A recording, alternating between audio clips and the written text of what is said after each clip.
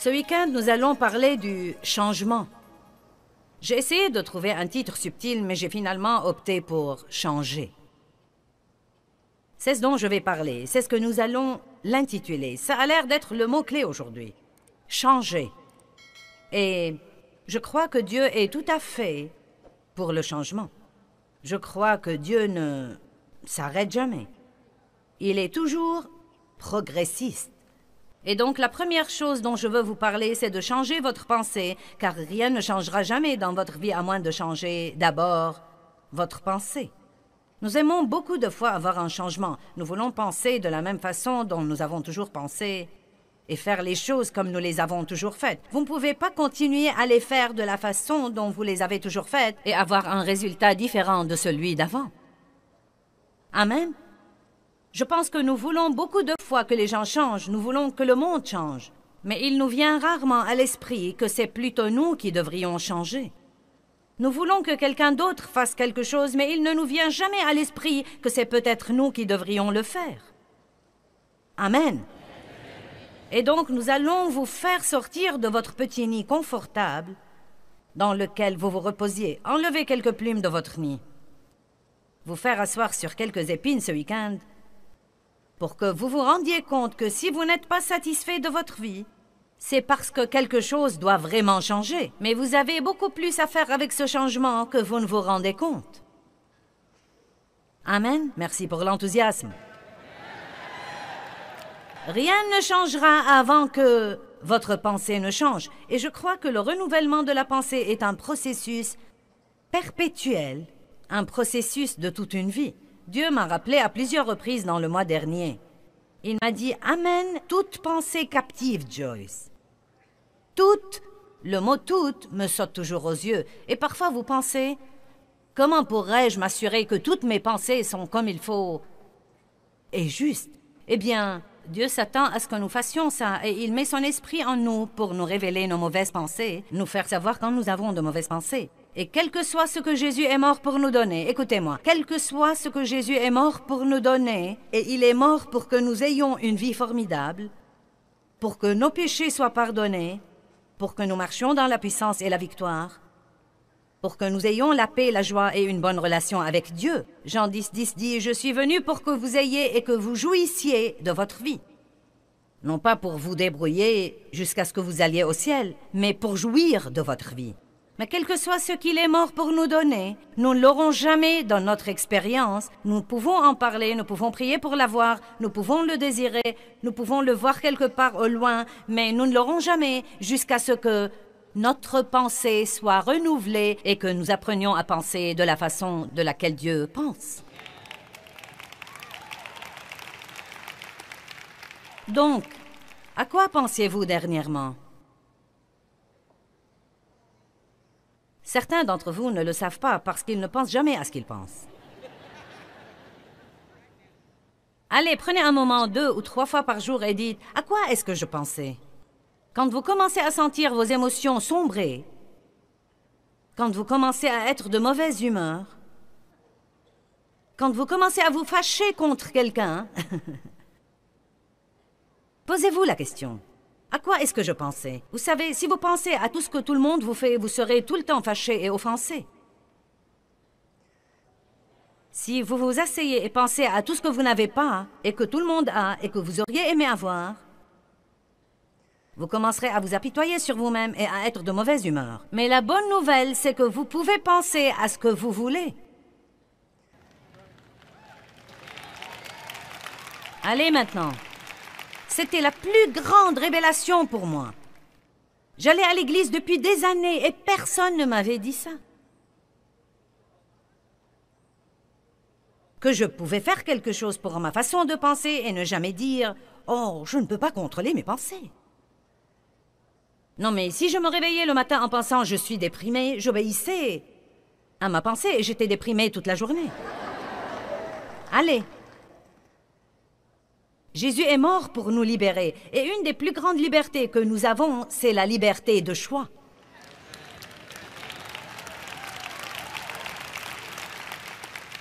Votre pensée ne doit pas être la poubelle du diable toute la journée. Elle ne doit pas être un canal pour son travail mauvais.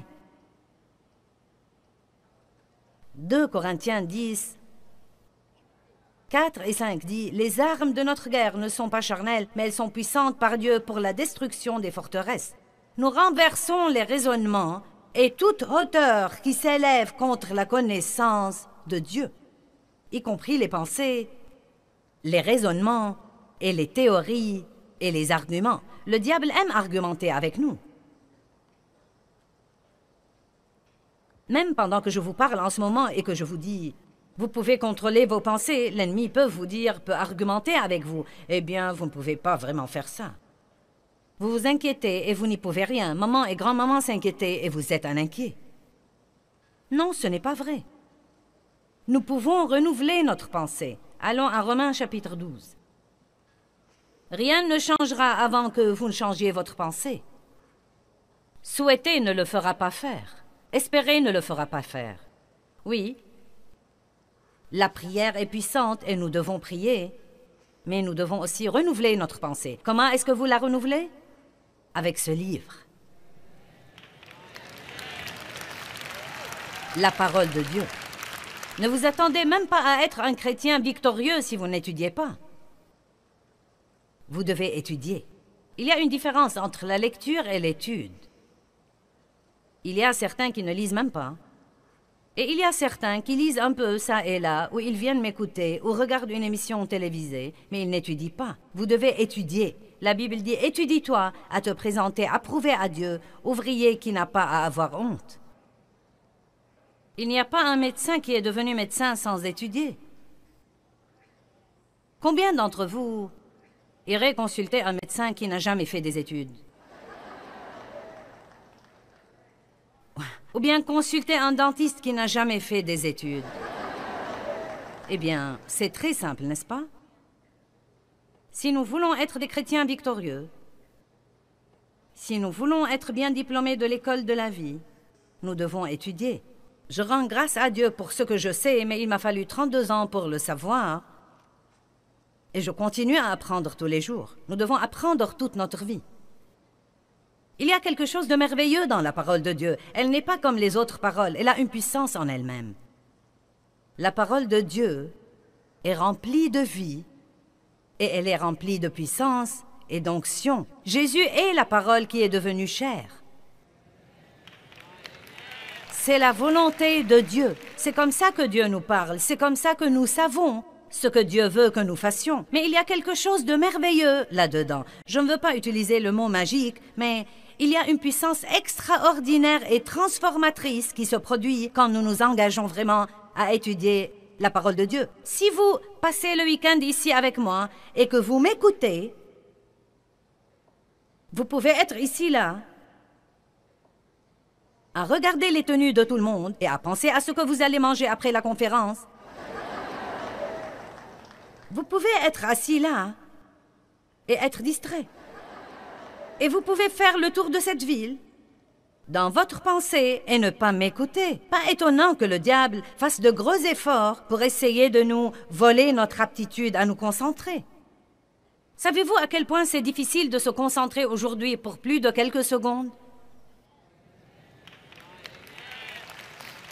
Et je crois vraiment que c'est une conspiration de l'ennemi. Nous avons tant d'images qui nous assaillent aujourd'hui. C'est comme... Et ce n'est pas bon. Je pense que nos enfants passent tout leur temps avec ces jeux vidéo et je pense qu'ils auront plus d'ennuis que nous n'avons.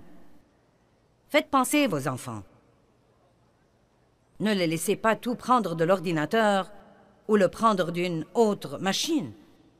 Je ne dis pas n'utilisez pas la technologie moderne, mais nous devons protéger notre aptitude à méditer que Dieu nous a donnée. Et méditer veut dire tourner quelque chose et le retourner dans votre esprit, penser, murmurer, étudier, réfléchir. Et la Bible dit que si vous méditez la parole de Dieu, elle vous changera complètement. Amen. Et ne me dites pas que vous ne savez pas méditer, car c'est ce que vous faites quand vous vous inquiétez. Certains d'entre nous n'ont pas de problème à penser à leurs problèmes toute la journée. Non, mais nous y pensons et nous en parlons. Y pensons, en parlons, y pensons, en parlons, y pensons, en parlons, y pensons, en parlons. Mais lorsqu'il s'agit de la parole de Dieu, nous disons, eh bien, je ne peux pas faire ça.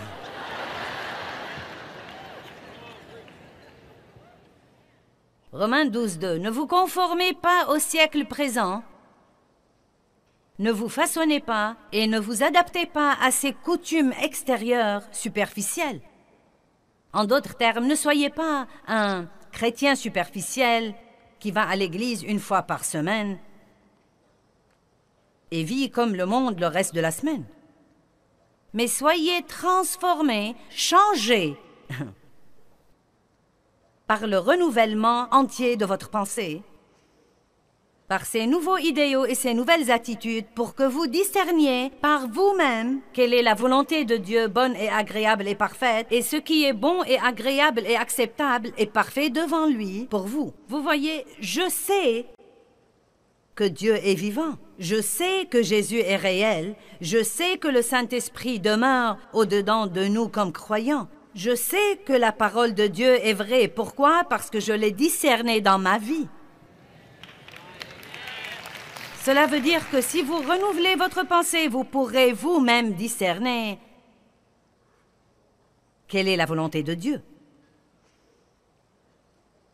Nous ne savons même pas à quel point notre pensée est gâchée jusqu'à ce que nous commencions vraiment à étudier la parole de Dieu et à voir comment nous devrions penser par rapport à la façon dont nous pensons maintenant. Ayez une bonne façon de penser de vous-même. Un des plus grands problèmes que nous avons, c'est notre façon de penser de nous-mêmes. Nous pensons trop « je ne peux pas » et nous ne pensons pas assez « je peux ». Vous voulez un miracle? Les miracles viennent avec « je peux ». Non pas avec « je ne peux pas ». Amen. Je puis toutes choses en Christ. Je peux être heureux même quand je ne fais pas à mon idée. Je peux faire ça. Je peux, je peux, je peux. Et non pas, je ne peux pas, je ne peux pas, je ne peux pas. Vous ne pourrez jamais changer à moins de changer votre pensée. Prenons Éphésiens 4. Je crois que beaucoup de gens essayent de changer, mais ils n'ont jamais changé leur pensée. Ils pensent de la même façon dont ils ont toujours pensé. J'ai fait ça, et je suis sûre que beaucoup ont toujours une pensée puante. Quelqu'un peut dire Amen? Tant que nous vivons, nous devrons écouter des messages sur la pensée et la bouche et l'égoïsme.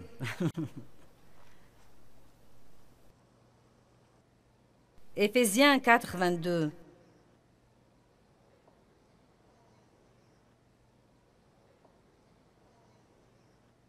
Dépouillez-vous de votre vieille nature.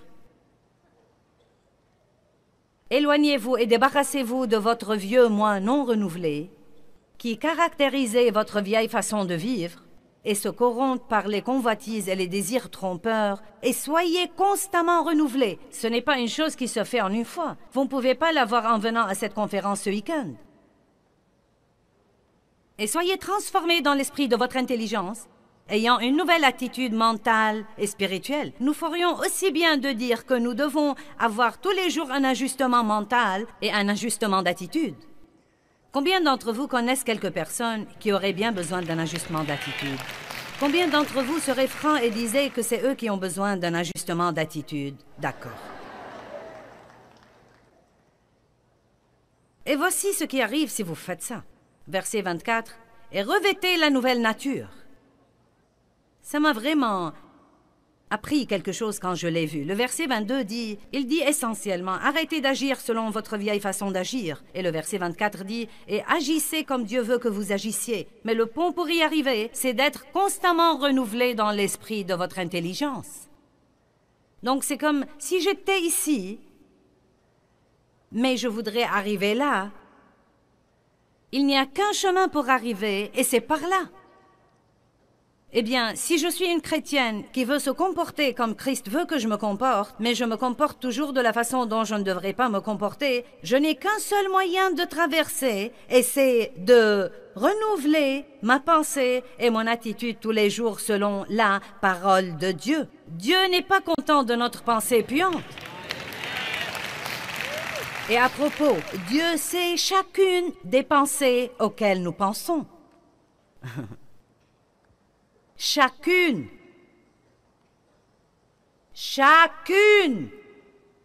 de nos pensées. Et ce n'est pas sous la condamnation, mais nous devons comprendre que les pensées sont très puissantes. Je pense que non seulement notre pensée doit changer, mais écoutez ce que je vais vous dire. Nos pensées sur la manière de changer doivent encore changer. Nous devons changer notre façon de penser au changement. Nous ne pouvons pas changer juste en essayant de changer. Croyez-moi, pendant des années et des années, j'ai essayé et essayé et essayé et essayé de changer. Je lisais la Bible et j'essayais de changer. J'allais à l'église et j'écoutais un message et j'essayais de changer. Est-ce que quelqu'un est passé par là? Non, mais je me suis tuée à essayer. Et je disais à Dieu que je faisais de gros efforts, pensant peut-être qu'il me plaindrait, mais ça ne marchait pas. Puis je me lançais dans mon drame et je renonçais. Dieu, aide-moi, je ne peux plus faire ça. Voilà comment nous changeons. Nous écoutons une vérité et nous en sommes convaincus. La Bible dit que la parole de Dieu est comme un miroir. Quand vous vous y regardez, vous voyez comment vous devriez être et comment vous êtes. J'aime penser à la parole comme à un miroir. Mon visage pourrait être sale et je ne le saurais pas à moins d'être devant le miroir. J'étais un gâchis, mais je ne le savais pas avant de me regarder dans le miroir de la parole de Dieu. Je croyais que les autres avaient un problème et je ne savais pas que c'était moi. Et peut-être que certains d'entre vous sont venus ici ce soir et vous pensez que la personne avec qui vous êtes marié est votre problème, ou que le manque d'argent, ou que le monde est votre problème, ou que si vous aviez une meilleure maison, vous seriez heureux. Non, vous devez vous regarder dans le miroir. Oh! Je ne savais pas que ceci était là. Allez maintenant. Donc, la première chose est de reconnaître que ce que vous faites est faux. D'en repentir, ce qui signifie que vous êtes prêt à vous en détourner, que vous le regrettez et que vous êtes prêt à vous en détourner. Le vrai repentir, ce n'est pas « Oh, désolé ». Mais le repentir, c'est être désolé et être prêt à vous en détourner. Donc, le moyen de changer et de voir que nous avons un problème, c'est d'abord de demander à Dieu de nous aider à changer. Nous ne pouvons pas changer sans Dieu. Puis d'étudier la parole de Dieu dans le domaine où nous devons changer. Étudier la prospérité ne m'aidera pas à avoir une meilleure attitude.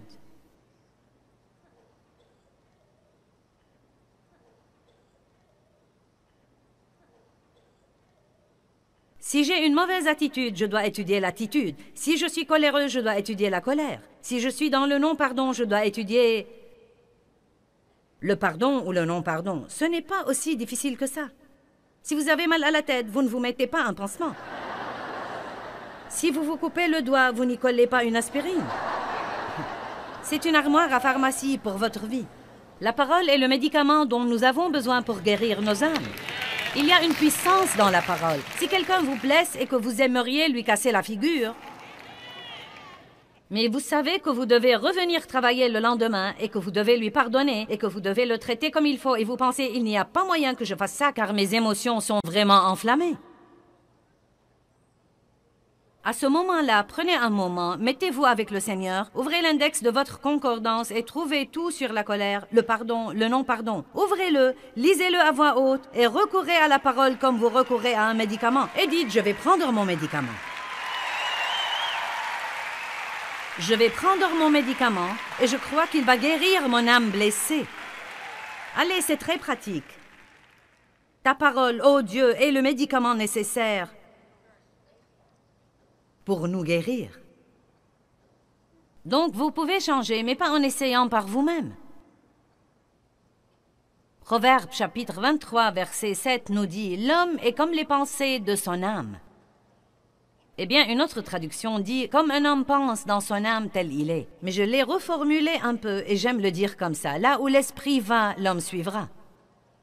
Si je veux vraiment un sundae au caramel, vous savez quoi? Avant la fin de ce week-end, j'aurai un sundae au caramel. Allez maintenant. Vous savez comment nous sommes. Ne me dites pas « Je ne peux pas le faire ». Nous faisons ce que nous voulons faire. Ça ne sert à rien de dire « Je n'ai pas le temps d'étudier ». Vous passez votre temps à faire ce qui est important pour vous.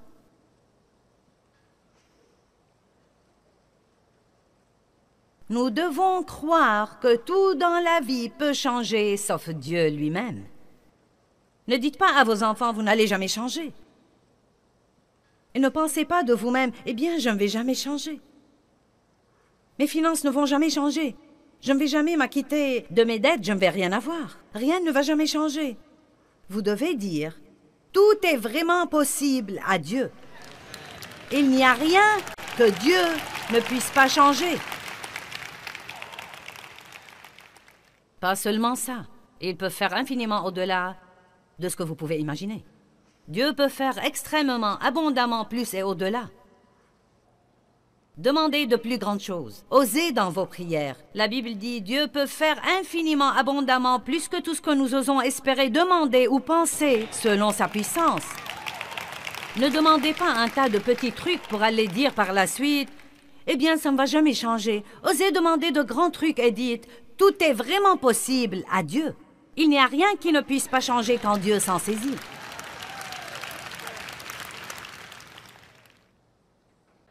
Il y a quelques individus rares dans le monde et certains que nous trouvons dans la Bible qui ont osé croire que les choses peuvent changer. Néhémie était un homme comme ça. Je voudrais que nous y jetions un coup d'œil. Allons à Néhémie, chapitre 1, versets 2 à 4. Et mettons ces 3 versets sur le grand écran.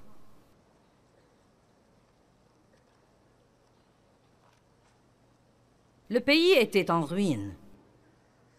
Ses murailles étaient démolies, ce qui voulait dire que rien ne le protégeait contre ses ennemis.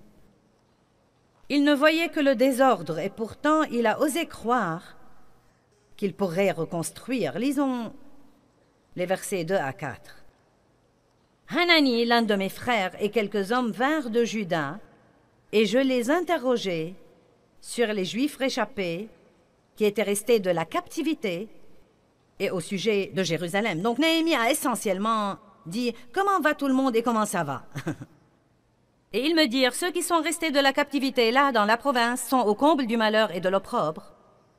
La muraille de Jérusalem est en ruine et ses portes fortifiées sont brûlées par le feu. » Quand nous écoutons une chose pareille, nous devons avoir une certaine réaction. Nous devons avoir une réaction. Et donc, certains peuvent dire « Oh, pas de chance ». D'autres peuvent dire « Quelqu'un doit faire quelque chose à ce sujet. » Et d'autres peuvent même prier Dieu d'arranger la chose. Mais faites attention à ce que vous priez, car quand vous demandez à Dieu d'arranger quelque chose, il risque de l'arranger à travers vous. Oui, vous n'en êtes pas très heureux. Je voudrais que vous en soyez plus heureux. Quand vous demandez à Dieu de répondre aux besoins de quelqu'un, faites attention, car il risque d'y répondre à travers vous. En fait, Dieu m'a dit il y a quelque temps, l'année dernière, il m'a dit « Je ne veux plus que tu pries pour quelque chose que tu n'es pas prête à faire si je te donne les moyens de le faire. » Donc, quand nous écoutons des choses, il y a une réaction. Mais malheureusement, il y a tant de passivité dans le monde aujourd'hui et chacun pense toujours que quelqu'un d'autre devrait le faire ou le fera. Ayons un peu plus de Néhémie en nous.